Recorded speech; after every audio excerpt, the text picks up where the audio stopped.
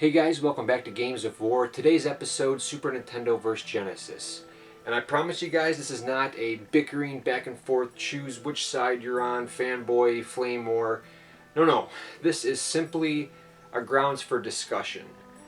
No one can argue that these are two of the finest consoles ever made. Whether you liked the Super Nintendo growing up or the Sega Genesis, you kind of stuck on that side, because I know in my case, I couldn't afford both systems growing up. My parents bought me one system, and it wasn't until years later that I got another one. But in the early days, I was Team Sega, and I was defending this system hard. And for those of you that didn't get to experience the war that these two waged in the console dollar market, it was one of the most intense and memorable gaming wars ever. I don't think we'll see another like it.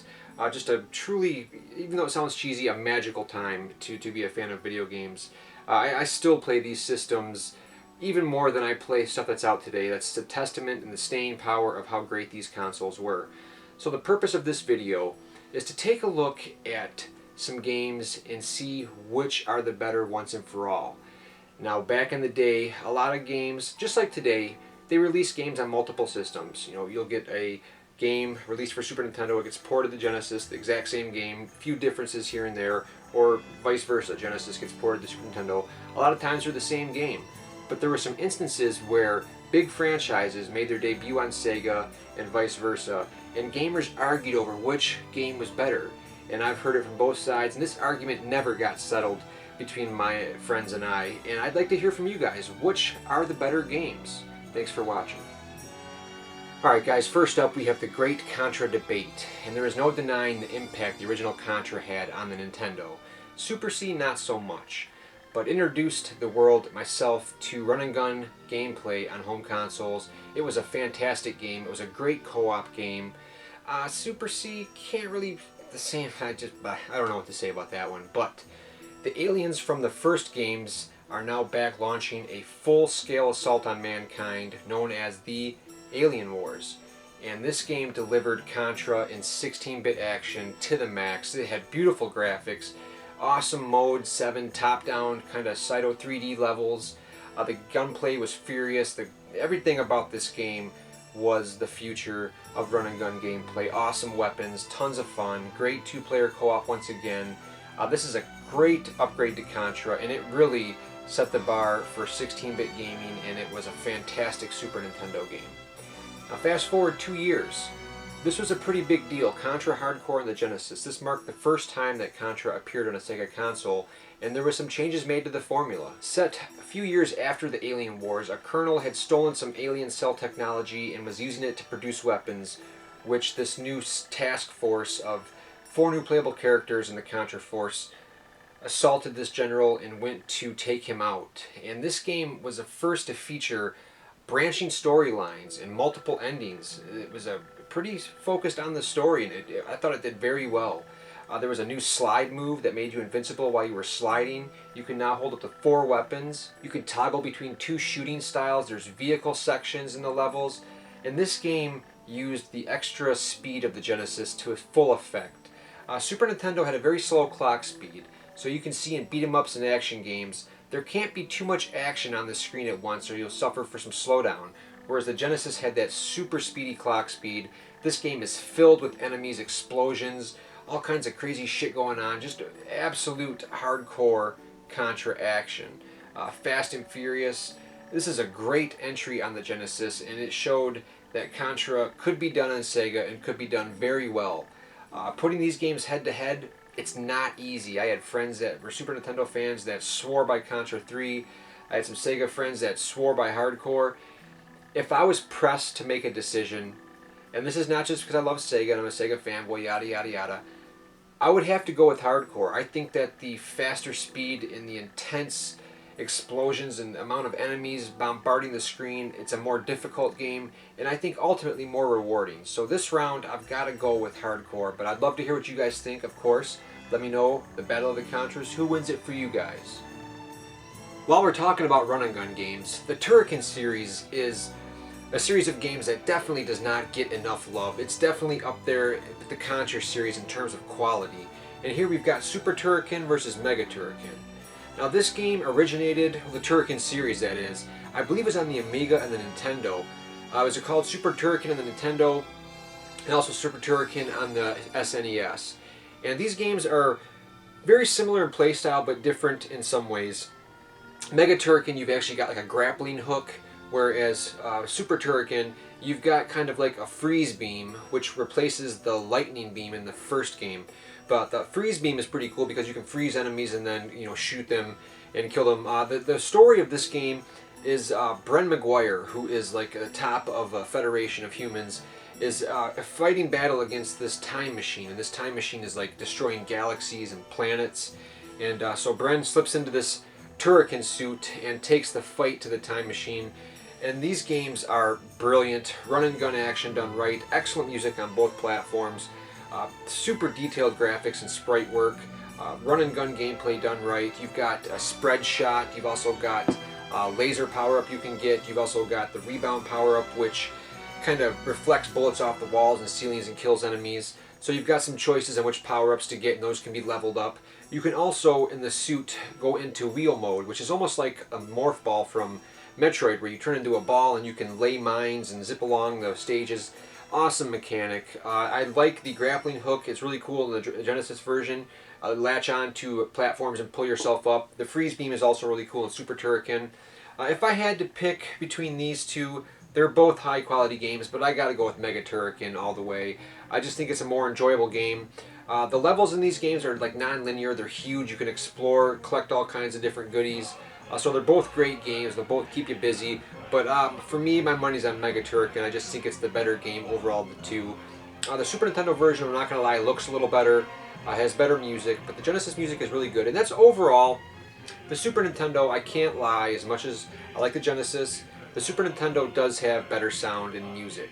That's not to say the Genesis doesn't have a good sound chip. I rather like the industrial kind of almost mechanical, metallic sounds of the Genesis and the music, but Super Nintendo's got it beat in the soundtrack department and graphics, but I do prefer Mega Turrican.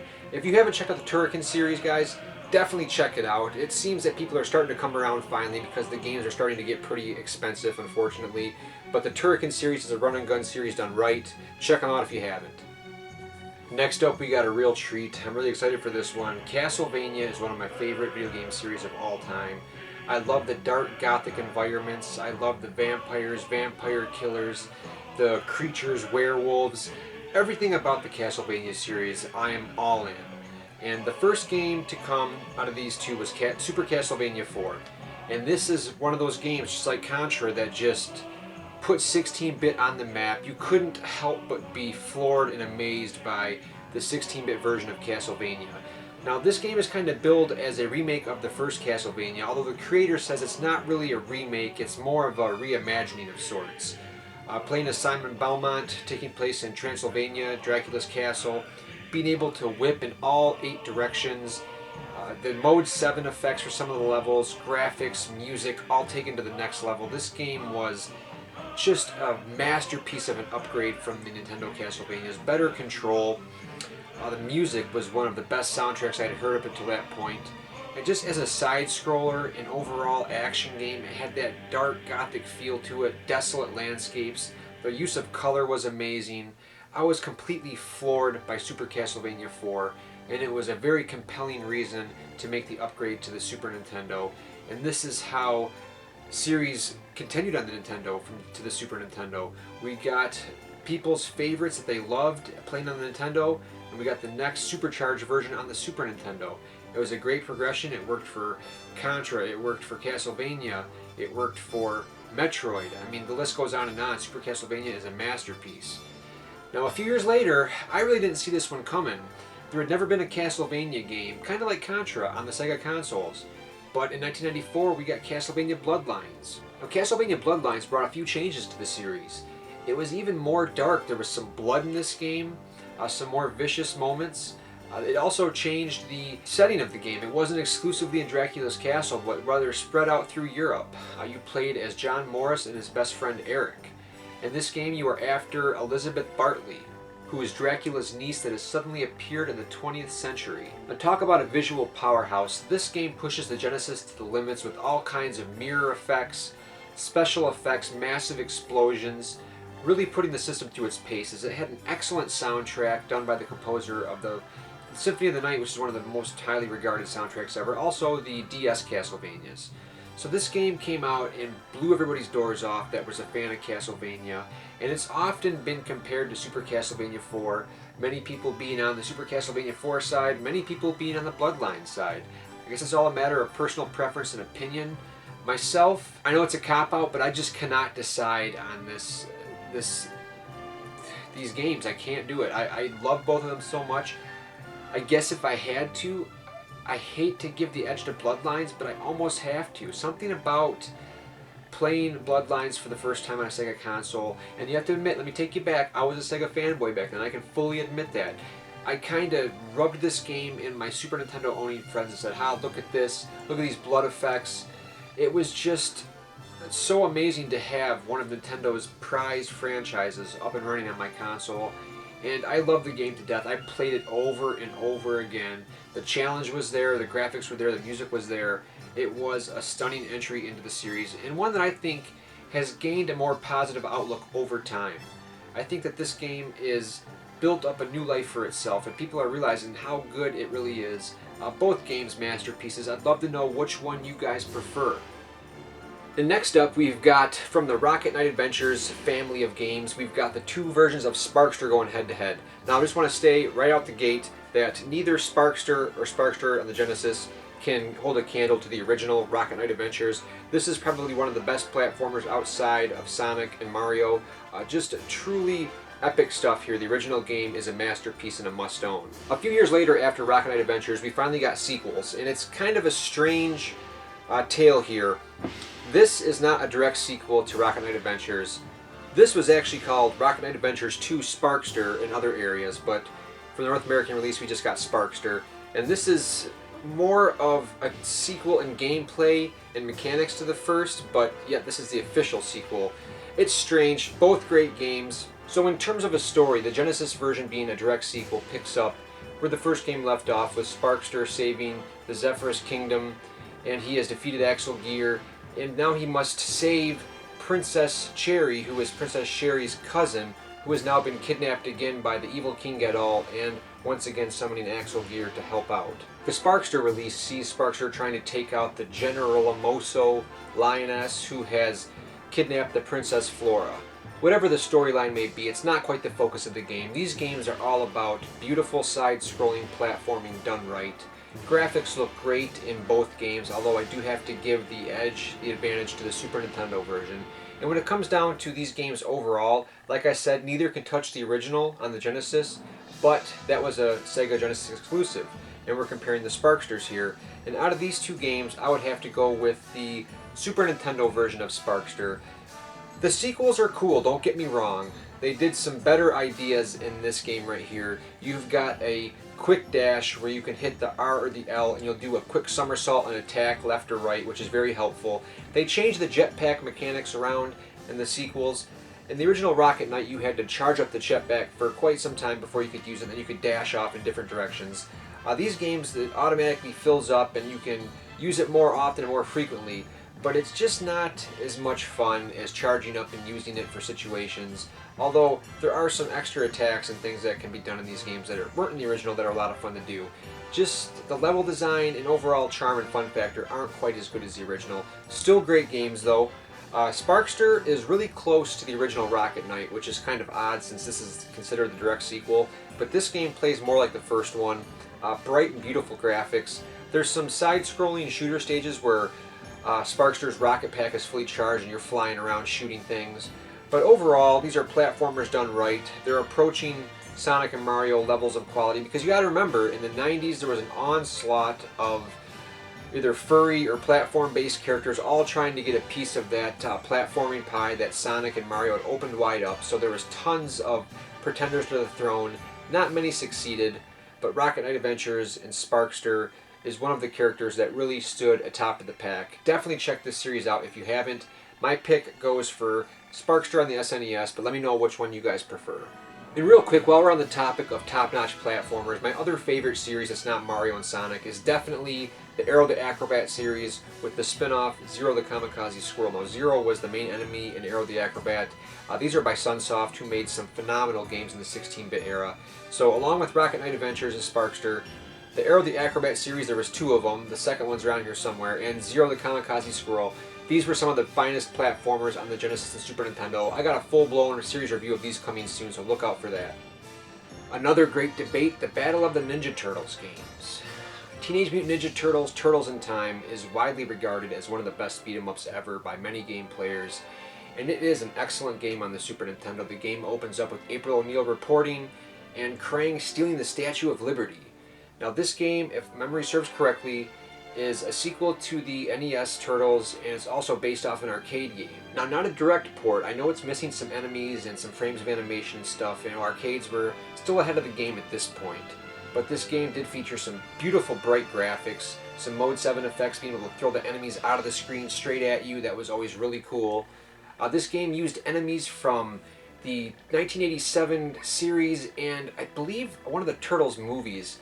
A great variety of enemies in Turtles in Time, some of the best beat-em-up controls, some great music. When it comes to beat-em-ups in general, it's hard to beat Turtles in Time. It's a fantastic game, beautifully represented on the Super Nintendo. And then later on, we got the first appearance of the Turtles on the Genesis in TMNT The Hyperstone Heist. Now this game, like Contra, was different in some key ways. The story starts off once again as April O'Neil reporting. This time the evil Shredder appears. He shrinks Manhattan Island. He claims he has the Hyperstone, and it is only using a fraction of the power that did this devastating shrinkage, and he's going to use it to do worse. This game features 5 brand new levels, crafted from the first Turtles arcade game, and some levels from Turtles in Time, kind of reworked. This game also adds a dash button. In Turtles in Time, you would hold over to walk, and then you would start running if you held it down longer. This game adds the dash button, so you're able to mix it up by dashing, jumping, sliding, and attacking enemies, kind of giving you some more options with the beat-em-up controls. In this game, the Genesis lacking the Mode 7, you can't actually throw the enemies out at the screen, but it's still a lot of fun to play, and some great combos are available. Once again, the Genesis being able to push sprites a little faster, you've got more frames of animation, and the combat is generally faster overall. This faster gameplay lends itself to some more clean and clear sprite movement. It's visible to me. I know I can spot a difference in the way things move and the speed at which they move. The enemies are definitely more aggressive in this game. It's more difficult as the enemies have the more aggressive AI, which makes for a better challenge. Overall, and this is a tough one too, I love Hyperstone Heist and I love Turtles in Time. Head-to-head, pressed for an answer, I don't know. I guess I would have to go with Turtles in Time. I played it first, and it made such a huge impact on me. But the Hyperstone Heist is a fantastic game. I love having the dash button in there, and I love the overall, the more difficult enemies. And the stages are longer in this. There's not as many, but the stages go on for longer. And I love the more aggressive enemy AI. It's just a fantastic game. I would have to say Turtles 4 I do like better, but it's only by a very small margin. What do you guys think? Also, guys, due to time constraints, I don't want this video to stretch on forever, and there's a lot of games that I want to read your comments for on which you prefer. I'm really looking forward to see which games you guys like better. The Shadowrun series of games. Man, these are some of my favorite games of the 16-bit generation. My favorite definitely was the Super Nintendo version. This is also the version that I played first. This is one of my favorite Super Nintendo games of all time. The Genesis version, a lot of people I've heard prefer this one, so it could be a toss-up. I'd like to hear what you guys think, but this is also a separate review coming in the future, a Shadowrun series review, because I've got so much things I want to say about this series and I want to go more in-depth.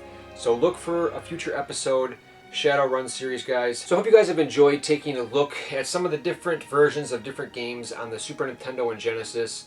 I'm really looking forward to seeing what your guys' picks are, what your favorites are, and your reasoning behind it. I want to thank you guys for tuning in once again, and always remember that Games of War is nothing without you.